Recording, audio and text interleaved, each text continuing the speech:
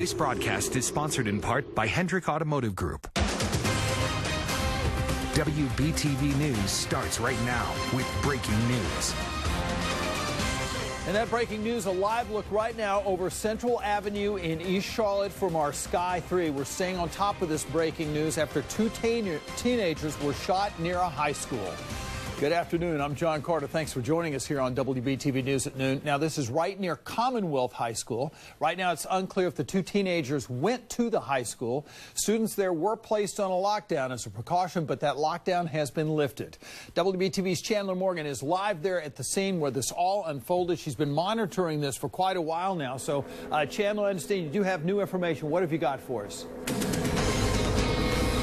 Yeah, John, that's right. We just learned that information just a few moments ago. Again, you said that these police have told us these two people are teenagers. The biggest part that they're trying to figure out is whether or not they went to Commonwealth High School, which is just a block over from where all this happened. You can see right here, crime scene investigators investigating it appears to be this bus stop. Now, I asked them if that had anything to do with the situation. They said that right now, all they know is that it just happened right here. They don't know if maybe those two teens were waiting for a bus or anything of that sort. They did say that there was a rather large group there with the two teens, so they said that possibly this could have stemmed from what could have been escalating into a fight but didn't get to that point.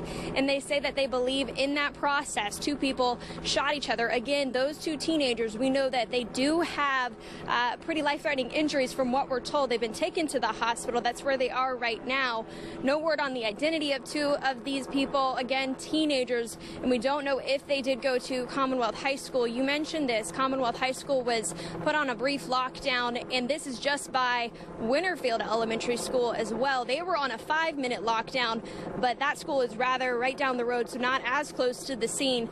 Again, no word right now on suspects. No arrests been made in this. They say that there was a group of people, so possibly more people involved. Again, we asked them if the two people shot were the ones with the guns. They say that that's something that they don't know right now. They're still trying to figure that out. They say that's possibly somebody else in that group. They said that this is possibly stemming from a fight. That's still information they have to figure out right now. I counted at least 13 evidence markers, as well as a few other ones, again, right there investigating at that bus stop off of Central Avenue. You can imagine this intersection is going to be shut down for quite some time, so we'll keep you updated. Reporting live on Central Avenue, Chandler Morgan, WBTV, on your side. And more breaking news now. Sources tell WBTV 3 people have been arrested in connection with the deadly shooting of an innocent bystander in East Charlotte. This happened on North Tryon Street yesterday evening. WBTV's Caroline Hicks has been following this story closely since then, and she's joining us now live from Charlotte-Mecklenburg Police Headquarters. So what have you learned, Caroline? Well, John, 27-year-old Kendall Crank was a mother simply caught in the wrong place at the wrong time, driving down the street when she was shot and killed. And sources are now telling us that Crank was the niece of a CMPD officer. Police tell us it all started when several men got into a fight near the intersection of North Tryon and 28th Street when someone pulled out a gun and started shooting, a stray bullet hitting Crank while she was driving. Those men left the scene before police got there, but we've learned from sources today that police have arrested 3 men connected to the crime. Sources also tell us one of those men in custody is 17-year-old Adonis Smith. You see him there on your screen. We're still working to get more details, including the names of the other men who are in custody. We also know that about a half hour after that shooting, one man showed up at the hospital with a gunshot wound to his arm. We're working to find out whether he is one of the men also in custody. We're going to need to follow this and bring you the latest details. Reporting live outside CMPD headquarters, Caroline Hicks, WBTV, on your side. 7 people are without a home following a fire in East Charlotte. It happened on Grafton Drive around 11:30 last night. We're told 4 adults and 3 children were in the home. They did make it out safely. They are okay this afternoon. Officials have not said, though, how the fire started. They are still investigating. We're working to learn more about a separate fire, this one in Kannapolis. This happened overnight when a shed caught fire near a home. This was on West C Street. Officials say the fire started from the shed, then continued to the back of the house and into the attic of the house. Firefighters were able to put those flames out. No word on how much damage was caused. No one was hurt. Right now, police need your help finding a missing man from Matthews. A silver alert has been issued for 90-year-old Lawrence Worley. He's believed to be suffering from dementia or some other cognitive impairment. Mr. Worley was last seen on Moonstone Drive driving a metallic gray 2009 Toyota Camry. If you have seen Lawrence Worley, please call the Matthews Police Department. Charlotte-Mecklenburg's police chief hosting a community conversation to talk about violence in our community and to listen to your concerns. The meeting was held at Friendship Missionary Baptist Church on Beatties Ford Road in North Charlotte last night. Just days ago, 27-year-old Danquers Franklin was shot and killed by an officer at a Burger King off Beatties Ford Road. Police have said that he had a weapon and their officer perceived a threat. Chief Putney answered questions about implicit bias, body cam footage, and the legalities of officer-involved shootings. And while the chief let the public sound off, he also says police are viewed different ways by different people. One side is already making up their mind that some of us are inherently almost evil. The other side is taking the stance that we're angels.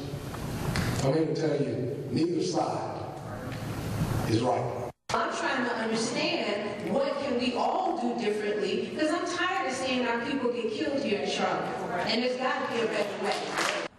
While the chief did reference the officer-involved shooting that took place Monday, he did not discuss any specifics about what happened.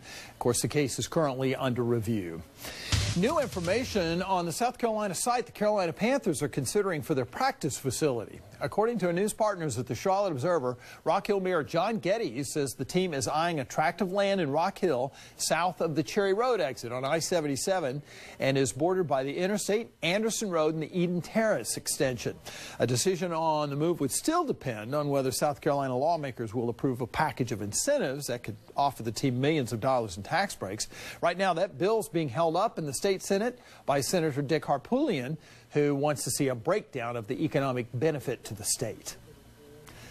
Let's give you a live look at the Charlotte skyline here from our HD Tower Cam, and we are now into the weekend, I guess you could say, and this is looking pretty good right now. So, is this going to last? What can we expect? Here's meteorologist Lindsay Topassis.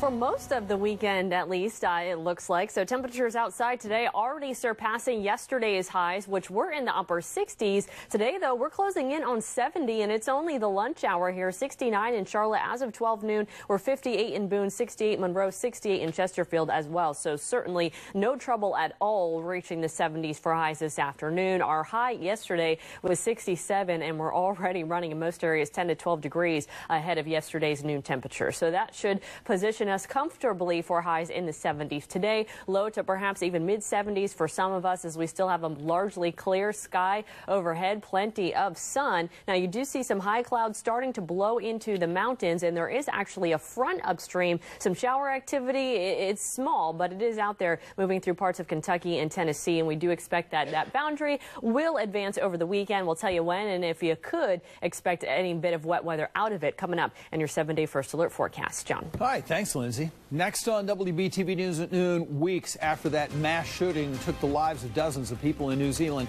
thousands of people come together to remember those many lives lost in a national memorial.